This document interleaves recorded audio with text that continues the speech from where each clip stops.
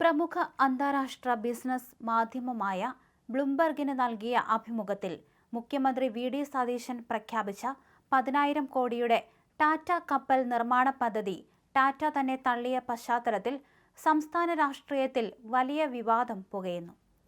മുഖ്യമന്ത്രി വി.ഡി. സതീശന്റെ ഇമേജിന് കോട്ടം തട്ടുന്ന വിധത്തിലാണ് വിഷയം മാറിയിരിക്കുന്നത്.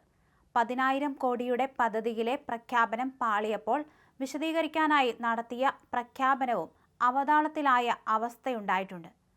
ടാറ്റ ഗ്രൂപ്പിന്റെ കപ്പൽ നിർമ്മാണ പദ്ധതിയെന്ന് സംസ്ഥാന സർക്കാർ വിശേഷിപ്പിക്കുന്നത് കഴിഞ്ഞ ഇടതു സർക്കാരിന്റെ ഇൻവെസ്റ്റ് കേരളയിൽ പ്രഖ്യാപിച്ച നിക്ഷേപമായിരുന്നു.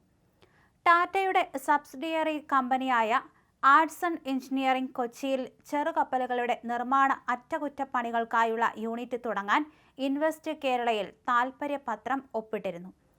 സംസ്ഥാന പൊതുമേഖലാ സ്ഥാപനമായ മലബാർ സിമന്റ്സുമായി ചേർന്ന് പദ്ധതി നടപ്പിലാക്കാനുള്ള ധാരണാപത്രത്തിൽ ഈ വർഷം ഫെബ്രുവരി 12-നും ആഡ്സൺ ഗ്രൂപ്പ് ഒപ്പിട്ടു. കൊച്ചി വെല്ലിംഗ്ടൺ ഐലൻഡിലാണ് പദ്ധതി വരുന്നത്. ഇതാണ് മിഷൻ സമുദ്രയായി വിശദീകരിച്ചത്.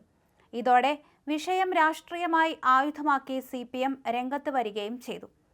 ബ്ലൂംബർഗ് അഭിമുഖത്തിൽ ടാറ്റയുടെ 10,000 കോടി രൂപയുടെ കപ്പൽ നിർമ്മാണ പദ്ധതിയെന്ന് മുഖ്യമന്ത്രി പറഞ്ഞത് മിഷൻ സമുദ്രയുടെ ആകെ പ്രതീക്ഷിക്കുന്ന നിക്ഷേപ സാധ്യതയെന്നാണ് സർക്കാർ വിശദീകരണം. ഇതിന്റെ ഭാഗമായാണ് ടാറ്റയുടെ ഭാഗമായ സബ്സിഡിയറി കമ്പനിയുടെ നിക്ഷേപ പദ്ധതിക്ക് സൗകര്യമൊരുക്കിയതെന്നും സർക്കാർ വിശദീകരിക്കുന്നുണ്ട്. എന്നാൽ കഴിഞ്ഞ ഇടതു സർക്കാരിന്റെ കാലത്തെ ധാരണയായതാണ് ഈ പദ്ധതി. 2025-ലെ ഇൻവെസ്റ്റ് കേരള നിക്ഷേപ സംഗമത്തിൽ ആഡ്സൺ എഞ്ചിനീയറിംഗ് ഈ പദ്ധതിയുടെ താൽപര്യപത്രം ഒപ്പിട്ടിരുന്നു.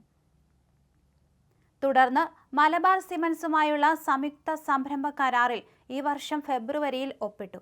കൊച്ചി വെല്ലിംഗ്ടൺ ഐലൻഡിൽ മലബാർ സിമന്റ്സിന്റെ കൈവശമുള്ള 7 ഏക്കർ ഭൂമിയിലാണ് പദ്ധതി വരുന്നത്.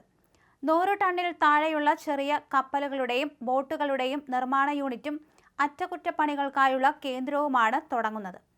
കൊച്ചി പോർട്ട് ട്രസ്റ്റിൽ നിന്നും മലബാർ സിമന്റ്സ് വർഷങ്ങൾക്ക് മുമ്പ് പാട്ടത്തിനെടുത്ത ഭൂമിയിലാണ് പദ്ധതി വരുന്നത്. 300 കോടിയാണ് നിക്ഷേപം. മിഷൻ സമുദ്രയുടെ ഭാഗമായി സംസ്ഥാനത്ത് ഷിപ്പ് ബിൽഡിംഗ് ഇക്കോസിസ്റ്റം രൂപീകരിക്കാനുള്ള ആദ്യപടിയായിട്ടാണ് പദ്ധതിയെ സർക്കാർ വിശേഷിപ്പിക്കുന്നത്. ഇടതുമുന്നണി സർക്കാരിന്റെ കാലത്ത് ധാരണയായ പദ്ധതിയെ UDFന്റെ മിഷൻ സമുദ്രയുടെ ബ്ലോക്ക് ഷിപ്പ് പദ്ധതിയാക്കി സംസ്ഥാന സർക്കാർ ക്രെഡിറ്റ് എടുക്കുന്നതിനെ രാഷ്ട്രീയമായി നേരിടാനാണ് LDF നീക്കം.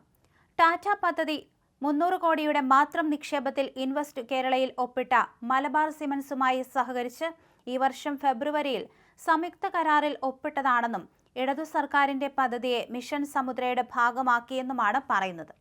മുഖ്യമന്ത്രിയുടെ അവകാശവാദം പൊള്ളയാണെന്ന് വ്യക്തമാക്കിക്കൊണ്ട് മുൻ വ്യവസായ മന്ത്രിയും CPM നേതാവുമായ P. രാജീവ് രംഗത്തെത്തിയതോടെ വിഷയം വലിയ രാഷ്ട്രീയ പോരാട്ടമായി മാറിയിട്ടുണ്ട്. ഇടതുപക്ഷ സർക്കാരിന്റെ കാലത്ത് ഒപ്പിട്ട 300 കോടിയുടെ പദ്ധതിയെയാണ് UDF സർക്കാരിന്റെ മിഷൻ സമുദ്ര പദ്ധതിയുടെ ബ്ലോക്ക് ഷിപ്പ് പ്രൊജക്റ്റാക്കി സതീശൻ ക്രെഡിറ്റ് അടിക്കാൻ നോക്കുന്നതെന്നാണ് പ്രതിപക്ഷത്തിന്റെ ആരോപണം. എന്നാൽ ഈ കനത്ത രാഷ്ട്രീയ ആക്രമണത്തിനിടയിലും കോൺഗ്രസ് പാർട്ടി മുഖ്യമന്ത്രിയെ പ്രതിരോധിക്കാൻ രംഗത്തിറങ്ങിയിട്ടില്ല. മുഖ്യമന്ത്രി വി.ഡി. സതീശനെ അതിരൂക്ഷമായ ഭാഷയിലാണ് P. രാജീവ് പരിഹസിച്ചത്. ബുദ്ധിജീവി ആയില്ലെങ്കിലും അത്യാവശ്യം ബുദ്ധി ഒരു മുഖ്യമന്ത്രിക്കുണ്ടാകണം, അദ്ദേഹം പറഞ്ഞു.